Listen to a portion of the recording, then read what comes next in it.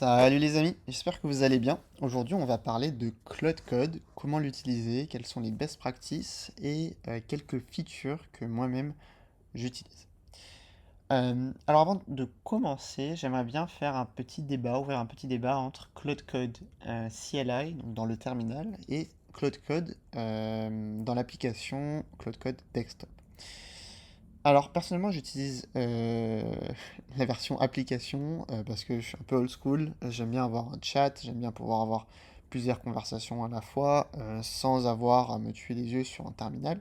Mais il faut savoir que, bon, déjà c'est les mêmes modèles que vous utilisez, etc.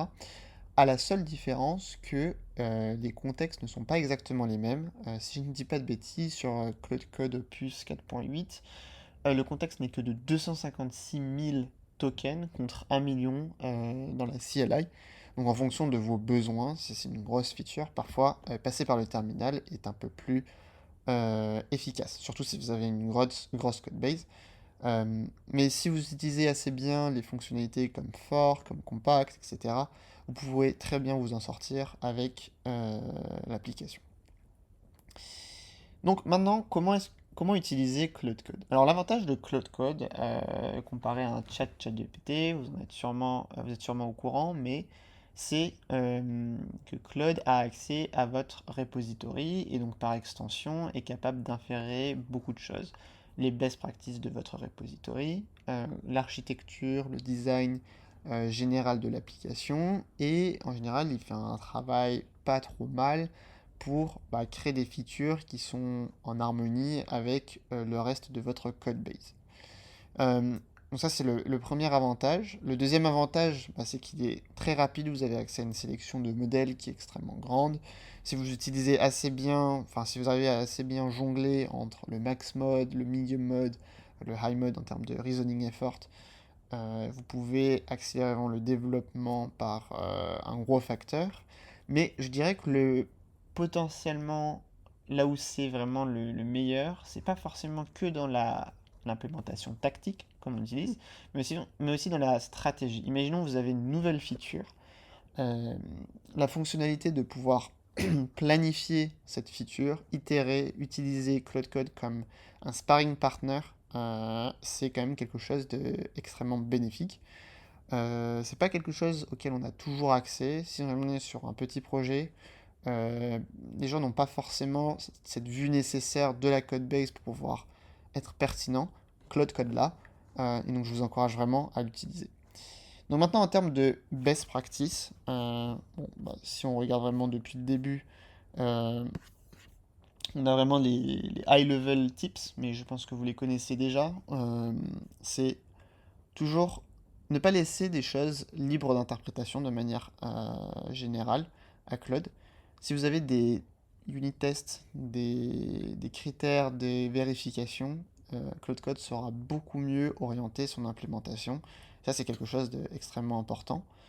Euh, pour tous les changements d'UI, si vous faites du front-end, c'est très important de vérifier derrière pour l'alignement des boutons, pour vérifier que, je sais pas moi, les couleurs sont bien en harmonie avec le reste de la code base.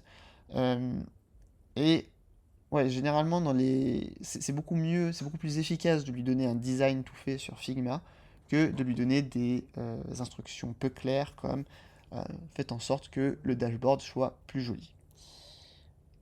Maintenant, c'est aussi important de ne pas se laisser emporter vers la solution la plus simple par Cloud Code. Souvent, il va vous proposer plusieurs options d'implémentation d'une feature, option A, option B, option C. Souvent, l'option A, elle n'est pas très propre, surtout si vous travaillez avec une application. Il va vous proposer en fait l'implémentation qui est la plus rapide. Et donc, c'est pour ça que le fait d'itérer avec Cloud Code sur un plan et avoir une bonne idée de ce qu'on veut faire, c'est extrêmement important parce que aller directement vers l'approche peut-être la plus compliquée, mais celle qui sera déployée en prod, c'est souvent la méthode la plus efficace, même si ça demande plusieurs chats, plusieurs conversations, plusieurs itérations. Donc ça, c'était vraiment les conseils high level. Maintenant, les conseils d'implémentation, et ça, je suis pas sûr que ce soit dans la documentation de Cloud Code, je dirais que c'est de en fait, vous avez un peu deux types de tâches. Vous avez les tâches de debugging, et là, il suffit de donner les logs, de donner la solution à laquelle vous pensez pour qu'il l'implémente, et il l'implémentera franchement, sûrement très très bien. Ça mérite un petit test derrière, une peer review, mais en réalité, c'est quand même très efficace. Maintenant, pour les nouvelles features, moi je vous encourage vraiment à utiliser le plan mode. Donc c'est juste /plan pour avoir quelque chose qui soit généré, un point MD qui soit généré et que vous puissiez itérer dessus pour en fait appliquer tout ce dont on vient de parler. Ça, c'est les deux choses. Et le troisième tip que je peux vous donner, c'est comment utiliser les skills et les worktrees. Alors, les skills, il y a des skills qui sont natives, c'est en gros une sorte de fichier .md que vous définissez. Souvent, vous pouvez le créer avec Cloudecode directement. Mais l'idée, c'est, par exemple, imaginons que vous avez envie que Cloudecode fasse des peer reviews, mais des peer reviews dont vous approuvez. Par exemple, il y a des codebases qui n'ont pas besoin de beaucoup de code, des codebases qui visent vraiment un coverage extrêmement important. Toutes ces règles qui sont un peu intrinsèques, implicites au projet, vous pouvez les implémenter, les intégrer dans ce point MD. Et quand vous appelleriez ce skill peer review codebase A, par exemple, eh bien, ça va faire une peer review avec les règles que vous avez définies pour la codebase A. Et donc ça, c'est extrêmement puissant parce que ça veut aussi dire que vous pouvez créer des skills pour tout et n'importe quoi. Créer des skills pour comment ouvrir une peer request, des skills pour quel est le formatting du commit, comment pull par exemple des informations et du contexte d'un ticket Jira. Tout ça, ce sont des skills que vous pouvez définir et que je vous encourage vraiment à, à utiliser. Maintenant, vous avez les worktrees. Les worktrees, ça permet d'itérer sur deux features à la fois en parallèle. Donc, au lieu de juste itérer sur une feature, vous itérez sur deux features, trois features, quatre features. Ça dépend du nombre de worktrees dont vous aimeriez itérer à la fois. Mais c'est extrêmement puissant parce que ça vous permet en fait, de dédupliquer vos agents et votre scope. Ça fait vraiment un gros effet de productivité, un gros gain de productivité. Mais, il y a un gros mais, moi je vous encourage à n'utiliser les worktrees que quand ces features-là sont indépendantes.